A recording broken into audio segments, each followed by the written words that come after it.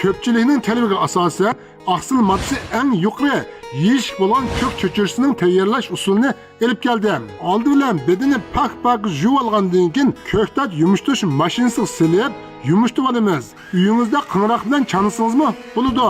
Yumshtilgan bedeni suyini qo'l bilan siqib pak chiqarib etgandan keyin Elnuri yeşil ölçümüdeki birinci derece birinci sıkım sap zıgır maydın kazanğa 50 gram koyup aldıdan toğrap teyir kılıp olgan kuyruk maydın 50 gram silip qo'rib çiğdikini süzüp elivetleyip yumuşluğan bedin silip qo'rib elip teyirlap kök çöçürünün kıymısıga tuzlu melek hiç qanday xuruş işletilmeydi.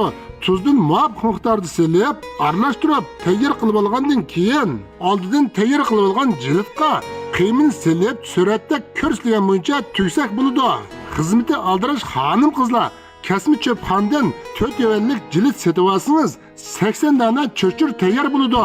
Ya'ni qozon suv quyib qaynagandan keyin tayyor qilingan cho'chirni bir taldan ayirib silib ostini Çümüş bilan bir az aralashtirib ko'tirib etgandan keyin normal o'tda 5 minut qaynatib, pishirib, suzib, ilib taksiga olsangiz tayyor bo'ladi. Tushunmagan yerlaringiz bo'lsa, yurak berib qo'shilib ayrimxonda maslahat so'rang.